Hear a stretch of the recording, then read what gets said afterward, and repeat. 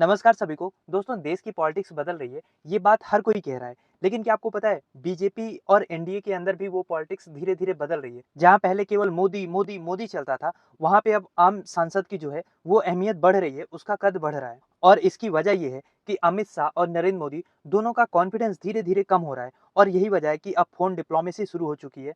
मोदी जी खुद अपने सांसदों को दावत पे बुला रहे हैं और बहुमत होते हुए भी, संख्या होते हुए भी उपराष्ट्रपति का चुनाव कहीं हाथ से निकल ना जाए, इसका डर अमित शाह और मोदी के अंदर साफ झलक रहा है। तो क्या कुछ हुआ है? कौन सी नई डेवलपमेंट हुई है जिसके बेसिस पे मैं ये कह रहा हूँ? आइए आसान भाषा में समझते हैं। तो जैसा कि आपको पता है, 9 सितंबर को उपराष्ट्रपति का चुनाव होगा और इसके नतीजे से बहुत कुछ तय होने वाला है। नरेंद्र मोदी और अमित शाह की साख की जो असली परीक्षा है ना, वो इसमें होने वाली है।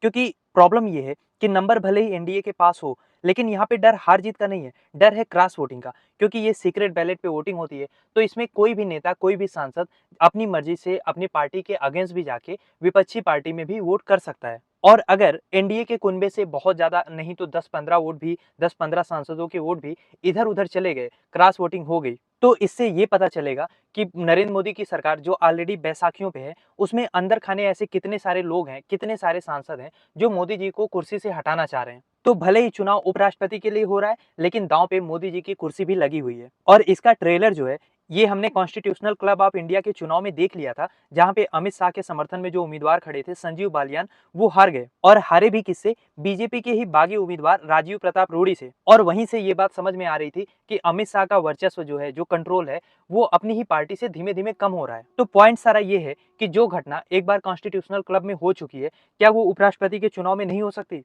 और तभी से प्रधानमंत्री नरेंद्र मोदी और गृह मंत्री अमित शाह पार्टी के अंदरूनी समीकरणों को लेकर काफी सतर्क हो गए हैं। दोनों नेताओं को लग रहा है कि उपराष्ट्रपति चुनाव में पर्दे के पीछे कुछ खेल हो सकता है और इसी वजह से इस समय बीजेपी और एनडीए के नाराज सांसदों को मनाने की एक मुहिम अमित शाह और नरेंद्र मोदी ने खुद शुरू कर दी है। क्योंकि पिछले 11 साल से ये रिपोर्ट तो बहुत आ रही थी कि बड़े बड़े मंत्री, सांसद, विधायक, किसी की बीजेपी में सुनवाई नहीं है। जो अमित शाह, नरेंद्र मोदी चाहते हैं, बस वही होता है। लेकिन अब ना जो न्यूज है वो हटके आ रहा है। अब दिख रहा है कि नरेंद्र मोदी, अमित शाह सांसदों के साथ बैठकर टी टाइम डिस्कशन करने को तैयार हैं। मोदी जी खुद सांसदों को फोन करके उनका हाल चाल ले रहे हैं। आप सोचिए क्या कुछ बदल गया।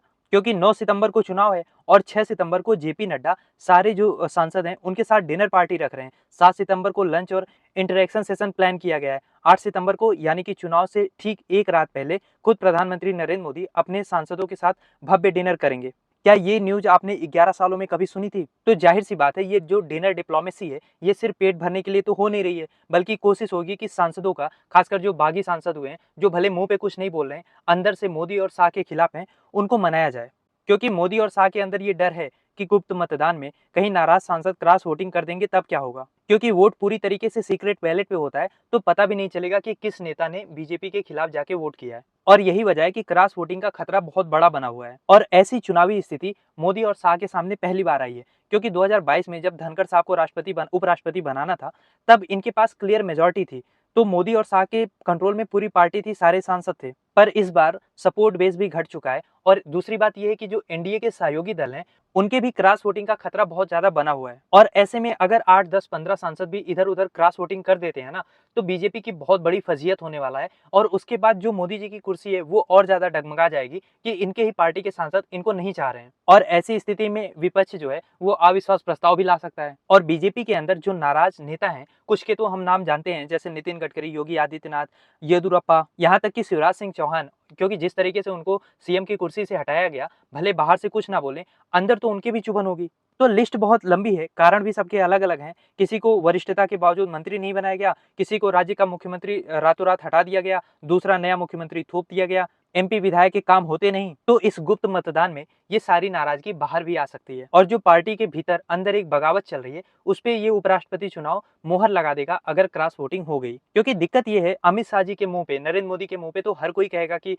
भाई हम तो आप ही को वोट देंगे, मतलब आपके कैंडिडेट को देंगे। लेकिन जो मन में दुख है, वो बैलेट पेपर पे निकल सकता है। और यही कारण है कि मोदी जी और अमित शाह हर नाराज सांसद को मनाने में इस समय व्यस्त हैं। और आप समझ सकते हैं कि उपराष्ट्रपति के चुनाव में बीजेपी को, यानी एनडीए को 70 से 80 वोटों की बढ़त है। उसके बावजूद भी अमित शाह और नरेंद्र मोदी में इतनी ज्यादा बेचैनी है कि बार बार फोन, डिनर, चाय पे चर्चा, प्राइवेट मीटिंग, ये सब करने की जरूरत पड़ रही है। 1 साल पहले का दृश्य आप याद कीजिए, मोदी जी का नाम ही काफ़ी होता था। तो यही फ़र्क होता है मेजॉरिटी की सरकार में और बैसाखियों पे चल रही सरकार में। और जो एक एंटी इनकम्बेंसी है ना, वो केवल जनता के भीतर नहीं है, वो सांसदों के भी भीतर है, संघ के भी भीतर है। क्योंकि जिस तरीके से 2 गुजराती जोड़े ने पूरी पार्टी को कैप्चर किया हुआ है, किसी और की ग्रोथ नहीं है। जिसको चाह रहे हैं ये लोग सीएम बना दे रहे हैं, जिसको चाह रहे हैं उसका पॉलिटिकल करियर खत्म कर दे रहे हैं। और सबसे बड़ी बात ये है, चिंता का विषय ये है कि अगर मोदी जी की सत्ता जाती है, तो इसके साथ-साथ बीजेपी को भी ये बहुत नीचे ले जाएँगे। क्योंकि जिस तरीके से इनके ऊपर वोट चोरी का जो आरोप है वो चिपक रहा है, आप सोच के देखो, जब मोदी का डाउनफॉल होगा, जब ये नीचे जाएँगे,